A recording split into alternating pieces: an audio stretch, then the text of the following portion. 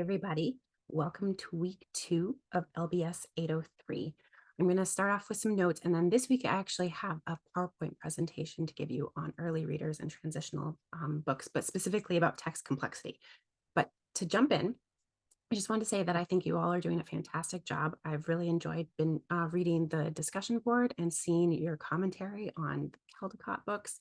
It's really exciting to see how in-depth you're looking at the illustrations and thinking about the book as a whole and why it might have been determined to be distinguished. Um, just a reminder to continue to think critically about these books when you're doing your assignments and your annotations. I'm not looking for a plot summary, but rather for you to think about the why. Why is this book useful for your students? Why would it be helpful? Would it be an interesting read? How successful was the illustrator and the author in creating this book? What does it do well? What does it not do well? So really digging in and thinking about how you would use these books with students and why they're successful and useful for the classroom. And so we're going to start talking about early readers and transitional readers today. And for those of you who aren't familiar, they're the ones that are generally, I have to unblur my background. There we go. Unblur my background so you can see my my room. So the early readers are the ones that are generally in this trim size. Sometimes they have numbers of reading level. They're ones that may have received the Geisel Award, which is given for early and transitional books from the American Library Association. And in general, these books are designed for emerging and new readers who are still kind of learning the mechanics of reading, but still want something that's interesting to read. But they are appropriate for a wide range of age levels, not just, kindergartners and first graders, but rather a wide, all the way up to middle school, high school, depending on where your readers are, because they are also very good for English language learners to have something to practice on. The levels, when we see books that have levels like this, on the back, I don't know if this is flipped for you. Um, uh, these levels are determined by the publisher, and they vary greatly across publishers. And that actually is what your assignment is for this week, is to look at these systems across a couple of different publishers. And those levels really are speaking to what text complexity is. And that's what I'm going to go into with the PowerPoint in just a minute. But early readers and transitional books have a wide range of complexity, anywhere from a single word on a page or decodable books, which are actually designed to be able to be sounded out easily. So all the words are kind of in the same family spelling patterns. Some of them, have one sentence per page, like the Elephant and Piggy books, but then others get pretty complex. I feel like even though this is a level 2, this Pokemon book has full sentences and paragraphs in it. And so the way to be successful in using early readers and transitional books with your students is to be aware of what those levels mean for each of those publishers, and knowing your collection, knowing the titles and kind of where they stand in that range of early, very, very new readers, one word sounding things out, to ones who can actually handle longer paragraphs. Okay, so we are going to go, I'm going to redo this, and I'm going to share my screen. So sorry, bear with me. I'm using a different system than I normally do for recording videos. Okay, share screen, share, and then we are going to do a presentation. Okay, so this is a presentation I actually developed for a longer workshop, but I'm going to go through a shorter version of this so that we can really dive into what does text complexity mean. Okay, so I'm going to skip past you already know who I am. But the reason I do this presentation is because a lot of librarians, whether you're in a school library or in a public library setting, get questions like this from kids or teachers or parents. And it's a little panic inducing if you don't know what the levels mean on those books. So this might be how you feel. But the reality is that I have a secret and I know the answer. And the answer is levels are code for text complexity. And sorry, I need water. Okay. And the thing is, every publisher does it slightly differently, but they're really trying to explain how complicated is the text in this book. So, in defining text complexity, we can look at it as a triangle with three parts. The first is quantitative, and that is really the how long are the sentences, how long are the words, how many pages are in the book, what's the number of difficult words, however they define that, and it's done with an algorithm. The other two are where you come in. So it's qualitative. So those are the things like level of meaning. Are there a lot of metaphors in this book? What are the language conventions? Is it written in a dialect that the reader is familiar with? What is the structure? Is it like with the Elephant and Piggy books? That's a lot of conversation. So it's all there isn't a lot of description in there. And so it may be a little bit easier for a reader than ones that have long description patterns. And then whether or not there's visual support. And that doesn't necessarily mean that the pictures tell you what the words are, but rather the pictures might help explain what's in the book. And then the last part is reader and task. And we're going to go into this a little bit more in depth in just a minute or so. But what this is basically, who is the reader and what do they already know about the topic and what the book is about?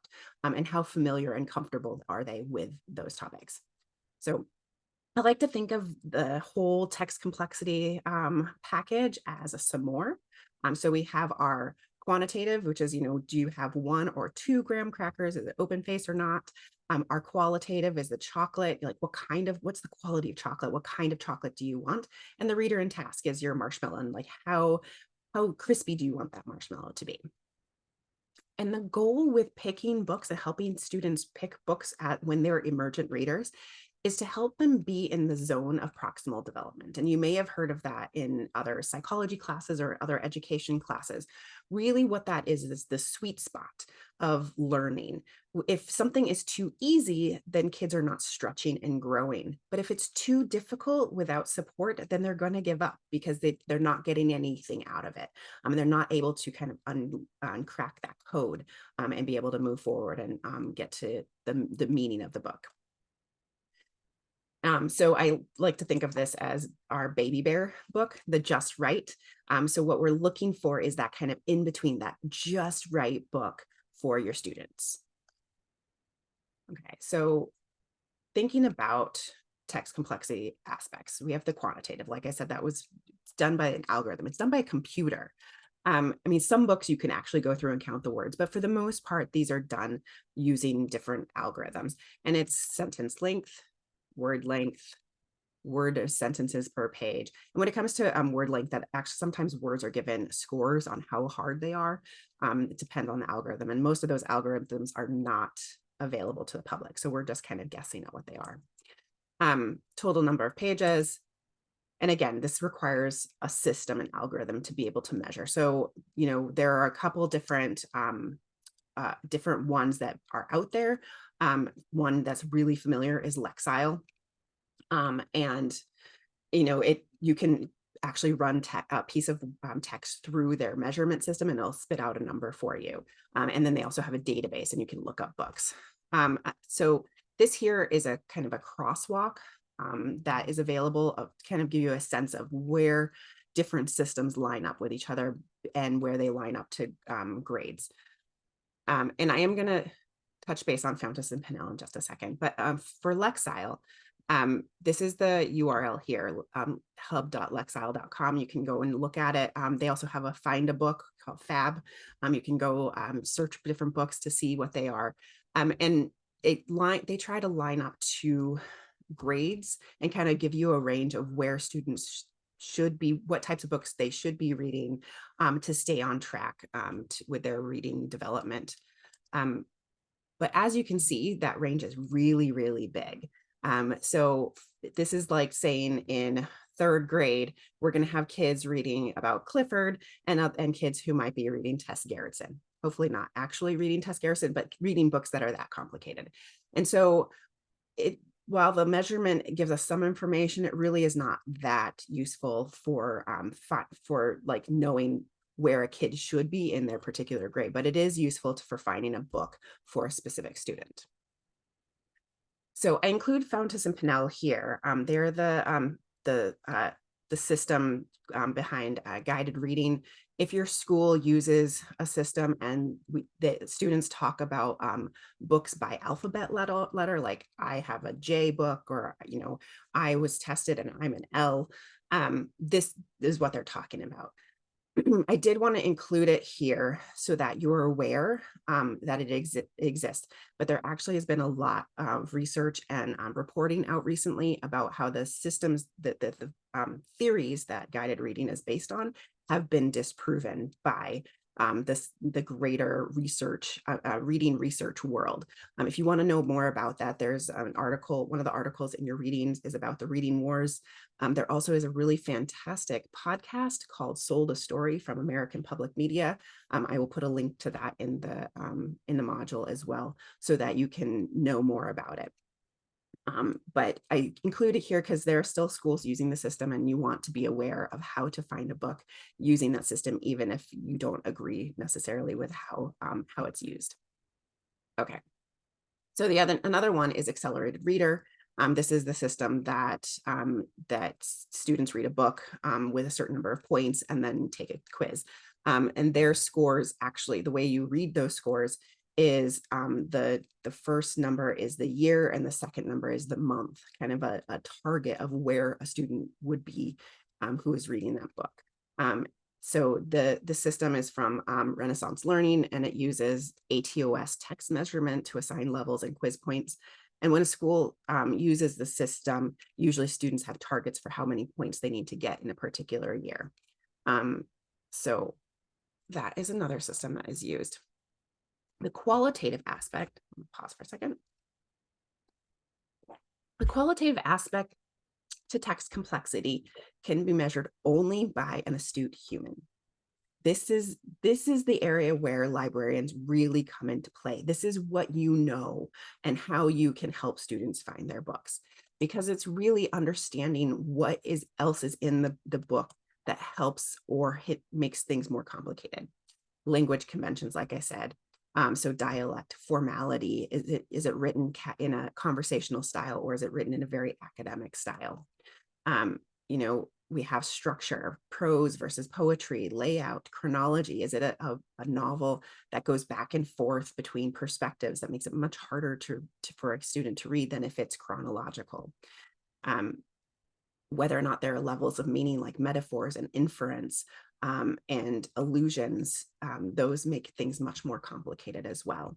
And again, visual support. And this isn't necessarily, saying there's a picture on the page that corresponds to a particular word, but rather are there charts or graphs that help illustrate and help student understand a concept. Again, only humans can do this. You are the expert. Sometimes you'll be able to explain exactly what it is that helps you get a qualitative guess of where this book lives on a complexity level. Sometimes it's more of a gut feeling. So to illustrate this a little bit, here we have As I Lie Dying by William Faulkner and James and the Giant Peach by Roald Dahl. These are both the same Lexile score. That means according to the Lexile algorithm, these are exactly the same. But we wouldn't give Faulkner to a fourth grader because there's so many levels of meaning in this that a fourth grader just wouldn't understand. And so when parents are coming in saying that their first grader is reading at a high school level, you want to be able to talk to them about the qualitative nature of text complexity, that it goes way beyond the mechanics of reading skills and into some of that kind of maturity that is required and experience that is required to understand things that are a higher qualitative level. So here's some quotes. In As I Lie Dying, my mother is a fish is an entire chapter. And then we have a quote from James and Giant Peach, come right up close to me and I will show you something wonderful. Okay, so the third part is reader and task. And this is where reader's advisory comes in, so that you understand who the reader is and how you can help find them a book that meets that need.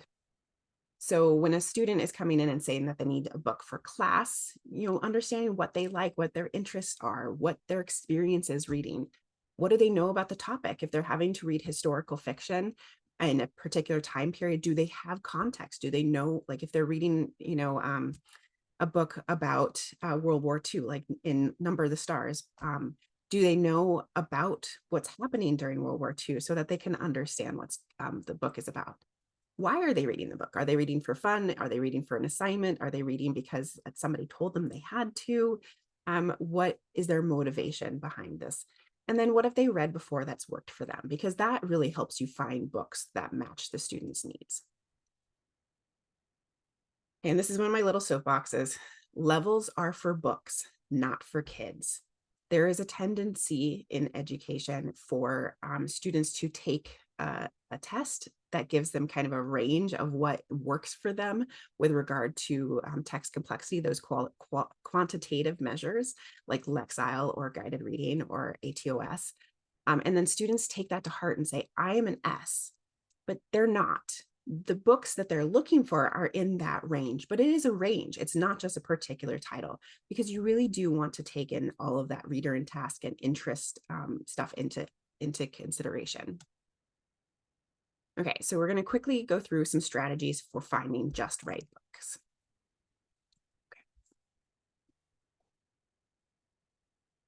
Okay. So this is a chart that I found. Teachers have had it up in their classroom, but it kind of gives it takes the three parts of text complexity and puts it in a way that kids can understand. So, in the middle, those just right books are the book is new to them. So again, that's that zone of proximal development. So a new book means new opportunities for learning new vocabulary, for new concepts, and really stretching and growing. Being able to understand what's happening means that they are able to decode the words and know what the words are, but then also know what the words mean and what the author is trying to say. That they can read most of the words and know what they mean. Again, that kind of goes to that decoding ability and the vocabulary. And retell major events or facts means that they have comprehended and really understood in a way that they can tell it back. And then the topic is interesting. That's something that I think librarians are really great with, is that helping students find books that interest them too, that still match all of those other aspects. One that I've grabbed from school librarians in the past is a 5-finger rule. I know this is a little blurry, I'm sorry. But kind of, reading up first page or first couple of pages and holding your hand up and seeing how many words you don't know. And that kind of just gives kids a gut check on whether or not the book is challenging. And then this is another one that I found from classroom teachers called iPick. And again, it's taking those three aspects of reader text complexity, the reader and task, which is I choose a book, they get to choose something. Purpose is, why are they reading that task part? Interest, is it something that's interesting to them? Then comprehend is the qualitative aspects of text complexity, and know most of the words, that quantitative, again, looking at the challenge, the difficulty of the words and how many there are on each page. And so this actually came from the first time I taught this workshop. A school librarian shared this with me afterwards. So I really like that one. And for readers advisory, these are the two questions I usually ask kids. What have you read recently that you enjoyed? And what was a recent just right book for you? So those two parts kind of give me a sense of where I want to go to start finding additional titles for the student. Okay, and now we're going to jump in very quickly with publishers. This is going to help you with your assignment and talking about what happens when publishers are creating their own levels. So there are a wide variety of publishers out there that do emergent readers and transitional books. Some examples are Scholastics has the Branches series, which are all really for kids who are past the early stages of decoding, but are not quite ready for big, long chapter books. We have Ready to Read, which has a whole wide range from like very, very pre-reader to more confident readers. Elephant and Piggy now has their own imprint. Toon Books, those are comics, graphic novels for kids. And then Orca Publishing actually publishes books that are classed as high-low, so high interest, low complexity. And so really creating books for early and emergent readers who might be a bit older or who have a higher maturity level. And some publishers will actually give you a lot of information about their levels that they have. So this is from one of the Branches series. And they actually show the guided reading level for the books, the Lexile level, and the word count for each of the titles in that series. And then others, like when you're looking through a catalog, they might actually show what is that guided reading level. Again, keeping out of the side of like whether or not we agree with it, they still get used in schools. And so it does give you information for finding books for students. And then this is from the Ready to Read. They actually have a number of levels and tell you for each one, what is the length, what are the word count, are there words that word families. So here they talk about word families. And so that those are words that are going to be easier for kids to decode because they already know the conventions of that word family. Okay. And then tools. I'm actually not going to go through this part in depth, but I am going to give you the whole PDF so that you have information about it. But basically, many of the tools that you have out there, including your library catalog and Novelist, if you have access to Novelist, you do pretty much in any public library in Massachusetts, but they will give you additional information about the text complexity measures. So you can go in and see what is the Lexile score for this book and whether or not is in that range that we're looking for a student. So this is Novelist Plus, same thing down here. And you actually can search on those numbers. So here in Novelist, if you search Lexile, it actually will search in a range because again, kids are not levels. We are looking for a range because it really depends on the qualitative aspects and the reader and task aspects. Okay, and this is the Lexile Find a Book and what it looks like. And then Overdrive also has text complexity measures. Okay, so I'm going to stop here, stop sharing, and I'm going to end this video so you can get started with your week. Just a reminder that you can always send a message to me in inbox. You can send me an email. I'm faster with responding to Canvas just because I don't have to log out of my systems and log into another email. But if you have questions, you can also post them in the general question discussion board section. And I look forward to seeing you all online.